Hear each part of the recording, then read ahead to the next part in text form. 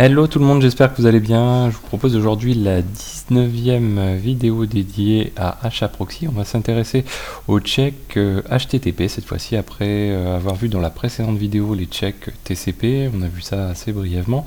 Là on va rentrer dans le détail des checks HTTP. Alors dans le détail on va quand même survoler un petit peu les choses, on va pas rentrer complètement dans le détail, mais en tout cas ça va permettre d'avoir une meilleure compréhension du fonctionnement et du mode de configuration de HAProxy dessus. Donc moi ce que j'ai fait, c'est que j'ai trois machines. J'ai HAProxy ici à gauche, donc la VM Park 4 ici, voilà. J'ai donc celle-ci a une IP, hop, elle a l'IP 172.37.1.5. Ensuite j'ai la VM Park 1, donc c'est la machine 172.37.1.2 et la VM Park 2, donc là c'est la .3. Voilà, donc pour l'instant on est comme ça, on a un HAProxy qui est démarré et qui fait pas grand chose pour l'instant. Donc nous ce qu'on va faire, on va commencer déjà par le configurer simplement. Donc on va utiliser le listen comme on avait fait la dernière fois, on va l'exposer sur le port 9000 et via la route stat. Donc on va faire ça, vim/etc HAProxy CFG, on va se mettre complètement à la fin sans trop se poser de questions. Hop, voilà. Alors, ok, youp, on va mettre ça un petit peu mieux, qu'on puisse y voir quelque chose. Donc on bind sur le port 9000, donc on écoute le port 9000 pour rendre la page de stat. À partir du donc on active la page de stat, on la sert sur la route /stat. On refresh toutes les 2 secondes, c'est assez souvent, mais voilà, c'est déjà pas mal. Et on a une autente avec un user xavkey et un password qui est password. Super original. On va reloader HAProxy et on va se rendre dessus. Donc on a dit qu'on était sur la 172.37.1.5 sur le port 9000 et sur la route stat. Hop, voilà. Donc on a dit qu'on se nommait xavkey et qu'on avait un password qui était password. Voilà. Donc là, on a notre front-end, notre back-end avec aucun élément de renseigné, puisque pour l'instant on n'a rien. Donc on va aller éditer notre front-end et notre back-end pour commencer à avoir quelque chose dedans. Donc on va prendre quelque chose d'assez simple, on va le regarder ensemble. On y va vraiment pas à pas. Donc là on va avoir un front-end. Là j'ai mal copié, voilà. Si je fais ça, on va peut-être mieux y arriver. Même pas. Ok, donc on a un front-end qui lui écoute sur le port 80, donc ça c'est sur le port lequel écoute notre HAProxy. Il fonctionne, donc il écoute en mode HTTP et il redirige vers le default backend qui est pull load.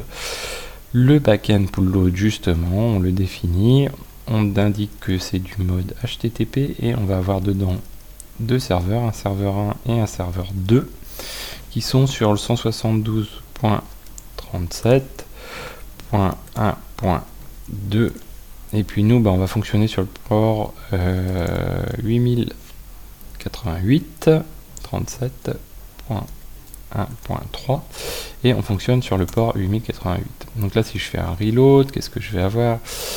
On attend 2 secondes et voilà. Donc là pour l'instant tout est rouge, puisque pour l'instant sur mes deux serveurs qui sont ici, je n'ai pas encore de serveur web. Donc là on va commencer par mettre en place un serveur web qui va servir une page qui se nomme xavkey.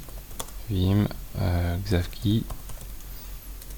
On va la servir sur les deux, donc là on va mettre dedans tout simplement OK. Hop, voilà, OK. Et on fait pareil sur l'autre, vim xavkey. OK. Voilà. Donc nous ce qu'on va faire, on va lancer donc notre serveur Python adoré qui est là sur le port 8088. Hop, voilà, copier. Donc ici je lance. Ici je lance, et vous voyez que j'ai aucune requête qui passe pour l'instant. Donc ici mon HAProxy, rien n'est vert pour l'instant, puisque pour l'instant je lui ai pas encore dit, hop là, je lui ai pas encore dit de checker. Donc on va s'intéresser, vous voyez ici il n'y a aucun élément qui dit dans le backend, bah tu check les éléments. Donc nous on va s'intéresser au check maintenant. Alors va s'intéresser dans un premier temps à un check assez simple. On va indiquer donc les options du check. Alors on pourrait le faire sans option. On va le faire rapidement. Hop, voilà. On va indiquer ici qu'on check. Voilà. CHK, CK, voilà. Je reload.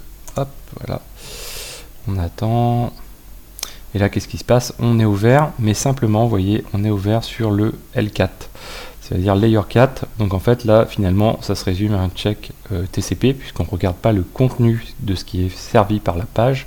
Donc on n'est pas sur le layer 7. On va aller tout de suite se préoccuper de cette chose-là. Donc là, pour l'instant, on fait du mode HTTP, mais sans checker le fonctionnement du HTTP. On check simplement du TCP.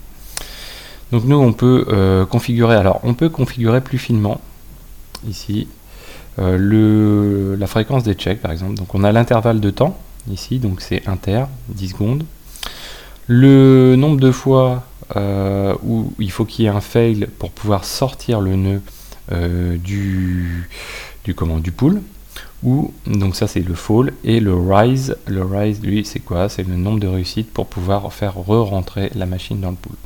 Donc on a dit qu'on a donc inter, on va dire l'intervalle, on va le faire quand même assez court, donc là on est dans un intervalle de 3 secondes, on a un fall, donc le nombre de fois pour que le serveur sorte, et un rise aussi, on va le mettre à peu près la même chose. On peut faire, vous voyez, on peut même différencier sur les serveurs la manière de checker, suivant l'un ou l'autre des serveurs, et on va mettre un rise de 2 également. Donc là, voilà. Ça, c'est un premier élément. On va ensuite préciser. Hop. Alors, hop. C'est option HTTP check. Et nous, on a dit qu'on faisait un get de /exavkey. Hop, on va checker que c'est bien ça. Voilà. Check, ouais. CHK. Voilà, donc nous, qu'est-ce qu'on fait là? On surveille simplement qu'on ait bien la page Xavkey. On ne regarde pas le détail de la page, mais on check de la présence de cette page. Donc on fait un service reload. Donc là, alors pourquoi ça failed? Un peu Xavkey, elle doit être servie pourtant cette page. Oui, elle est servie. Donc on a un layer 7 qui est OK. C'est marrant, il est OK, mais je crois que c'est Python qui doit pas être d'accord avec ce qu'on lui rend comme élément. Hop, Xavkey HTTP, s'il rend une 200, opening during the prosection avec la forme 1. Ouais, a priori c'est Python qui est pas content, je sais pas exactement pourquoi. Bon, c'est pas grave, c'est pas le plus important dans notre test. Donc en fait, donc là on a notre page qui est rendue, hein. Donc si on veut la tester, on fait 172.37.1.5 pardon, .2 sur le 8888, et là la page Xavkey elle est là tout simplement, donc on pourrait la voir sans problème. Donc nous on a un check qui est OK. Après on peut se dire le check est peut-être pas suffisamment poussé. Donc là, alors oui, on va s'intéresser d'abord à regarder le contenu, et on peut se dire que le check n'est pas suffisamment poussé. Donc là on peut définir d'autres options dans le HTTP check et lui porter par exemple, nous on veut checker que le contenu contienne OK. Donc on va s'en occuper. Ici on va se mettre ici, hop, et on va dire HTTP check expect string. Donc là c'est comme le TCP, et nous on dit qu'on attend une page OK. Hop, je me trompe pas. Youp. Ouais, OK. Et là c'est parti. Donc là vous voyez qu'on n'a plus d'erreur rendue par Python, tout simplement parce que Python tout à l'heure, lui ce qu'il voulait c'était fournir son contenu. Je pense que du coup ça posait des problèmes. Donc là on a un check layer 7 qui fonctionne, et donc si je change le contenu, donc je vais changer vim de mon contenu ici, au lieu de mettre OK je vais mettre KO. hop, et je vais relancer, voilà, ici. Là, si je vais suffisamment vite, voilà, on est déjà sorti, vous voyez, en layer 7, il nous dit qu'on a une réponse et qu'on est KO, puisqu'on est rouge de toute façon. Donc ça, c'est cool. Après, qu'est-ce qu'on peut faire de plus? Alors, il y a d'autres choses qui sont intéressantes en matière de check HTTP. On peut checker le statut de réponse de la page. Là, on l'a pas fait tout à l'heure, mais ça veut dire que concrètement, si on ne définit pas le check du statut, si la page rendue est une page 400 ou 404, bon, on n'aura pas d'erreur. Donc nous, ce qu'on veut, c'est avoir un HTTP check, c'est comme ça, r status 200. Hop, mince, à chaque fois je fais l'erreur, voilà. Donc là, status 200, ça veut dire qu'on va être sur 200. On peut très bien dire, voilà, je vais accepter tout ce qui est 200, tout ce qui est 300. Vous voyez qu'on peut passer une regex en utilisant la clause r status, tout simplement. Donc là, je vais enregistrer, je vais relancer. Ah, alors, j'ai un problème dedans. Status, HTTP check. Pourquoi il passe pas, lui? Ok, on va regarder. Hop.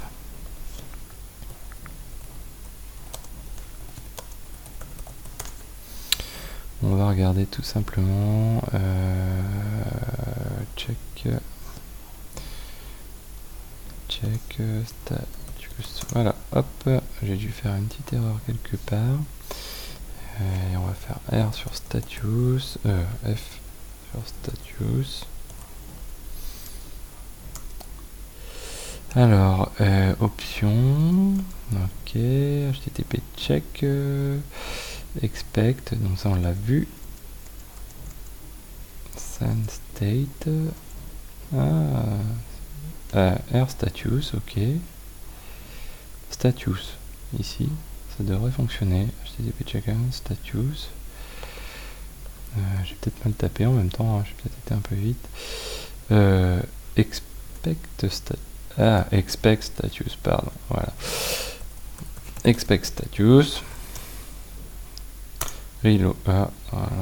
Vim expect status. Pourquoi il prend pas? On va recommencer, on va faire un coller. C'est assez bizarre. Tiens, c'est assez étonnant. On peut regarder ce qu'il y a, parce que là j'ai vraiment fait un copier-coller de la doc. Qu'est-ce qu'il va me dire? Parsing 56, il me dit hop, on peut aller regarder less /var log, c'est l'occasion de débugger. Achat, non, syslog, alors peut-être, enfin, et voilà. Donc là il me dit qu'il a une erreur, fatal error, found in configuration. Ok, il l'a trouvé à la ligne 56. Ah, HTTP check expect already specified. Ah, on peut pas faire les deux checks à la fois. Tiens, c'est étonnant. Je pensais qu'on pouvait faire les deux. Ouais, c'est pas illogique non plus, effectivement. Bon, autant pour moi. Donc en fait, on aurait pu très bien mettre juste le 200 ici et c'était suffisant. Donc on peut se le faire comme ça. Voilà, hop, voilà.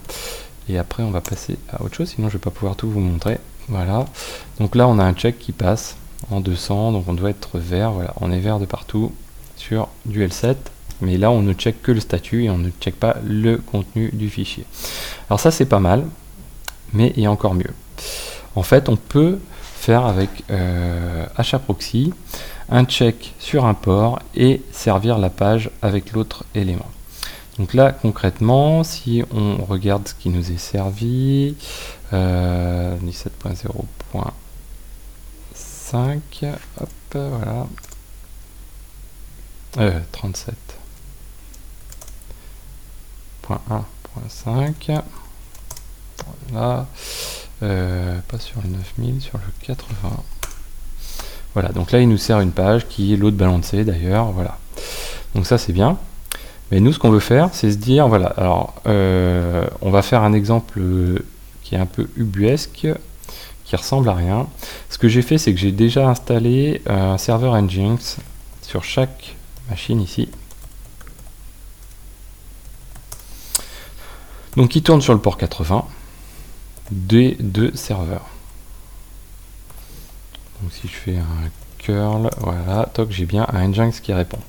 Donc nous, ce qu'on va faire déjà, hop, on va dire que ce que l'on sert, c'est le port 80. Hop, voilà, donc on va se remettre dessus comme il faut. Hop, et je vais faire un reload. Hop, et voilà. Ensuite ici, bah bien sûr, quand je vais rafraîchir sur le port 80, alors je dois avoir quelque chose qui... ah ouais, j'ai deux serveurs qui sont down. Ah oui. Ok, la page Xavki, elle, on ne la sert plus. Voilà. Reload. Hop. Voilà, tout est vert. Donc là, hop, et voilà. Donc là, on load balance entre les deux serveurs Nginx. Ok, c'est très bien. Mais dans le cas particulier, par exemple, de base de données, alors on serait plutôt en mode TCP pour le coup, on va s'amuser à faire un check sur un port différent que le port sur lequel on sert le service. Pardon. Donc là, le service, je le sers sur le port 80, mais je vais faire un check sur le port 8088 qu'on a défini tout à l'heure. Alors on pourrait le faire en TCP, on va le faire en HTTP. Hop, voilà, on est en mode HTTP ici, et on va indiquer, hop, là, que je ne me trompe pas, check port, donc check ici port, et on va le faire sur le 8088, port 8088. Ok, et ce check, bah, on va lui repasser ce qu'on avait tout à l'heure, c'est-à-dire option, j'ai oublié HTTP check, voilà, à chaque fois j'oublie HTTP CHCK, c'est là où il ne faut pas mettre le E, et on fait un get de Xavki.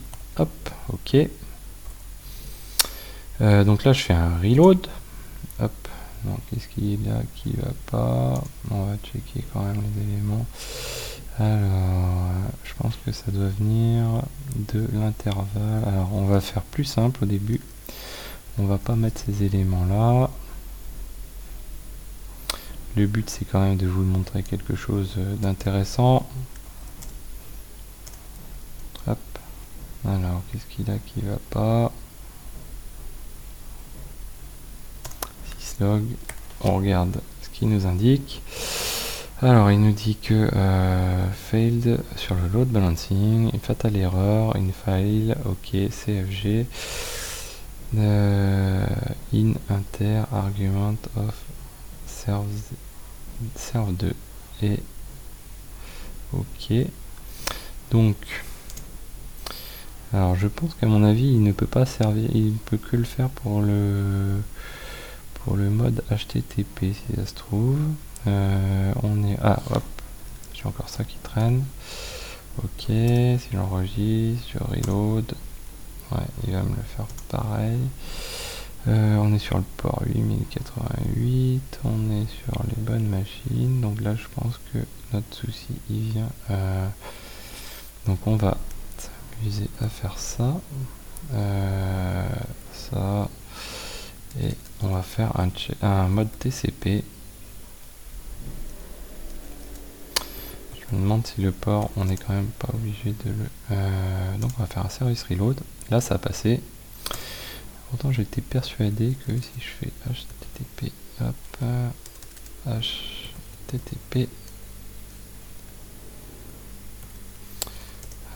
reload, ouais ça passe. Donc on va checker ce qui se passe là.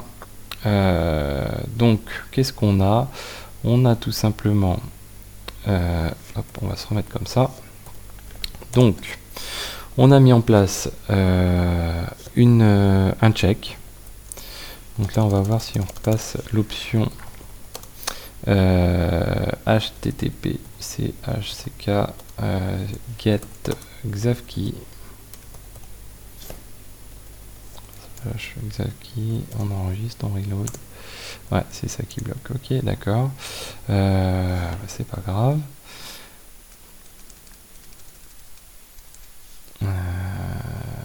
Alors, hop, ok, Ça c'est étonnant du coup. Donc nous on va repartir comme ceci. Hop. Donc là on va déjà faire fonctionner tout simplement. Donc nous on fait à l'heure actuelle, qu'est-ce qui se passe? On check si on a quelque chose qui répond en mode TCP sur le port 888 et on sert par contre la page en 80. Donc là on va le faire ici. Alors l'autre je la fais pas encore, voilà, toc. Et là qu'est-ce qui se passe? Vous voyez qu'on a en vert un check qui fonctionne au niveau L4, donc au mode TCP, et qui nous indique que voilà, ce serveur est up. Donc en fait, quand on fait juste F5 ici, on a simplement le premier serveur qui répond. Si vous voyez, si je lance mon port 8888, là tout de suite, hop, il remonte exactement. Donc là, ça c'est plutôt cool. Ça va nous permettre, par exemple, quand on est sur des bases de données de type, par exemple, Postgre, en fait, nous, ce qu'on veut, c'est faire du TCP avec Postgre. Donc on sera sur un port ici 5432, comme ça. Et puis on pourra proposer à notre serveur HAProxy sur le port 80 par exemple, servi par une page Nginx, on pourra fournir le résultat de l'état de notre serveur Postgre, à savoir s'il est par exemple master ou slave, et puis on fera en sorte que dans le check, on checkera qu'il est bien master. Comme ça, ce sera uniquement le master qui prendra les requêtes. Voilà, donc je suis désolé, ça a été un petit peu plus bancal que prévu. Le but, c'était de vous montrer là dans la dernière partie qu'on pouvait dissocier les ports entre le port de check et le port qui est servi. C'est bien ça qu'il faut retenir. Ensuite, on peut aller donc du coup paramétrer les checks. Et voilà, donc j'espère que cette vidéo vous a plu. N'hésitez pas à la partager, à en parler autour de vous, à vous abonner, et je vous dis à très bientôt sur Xavki.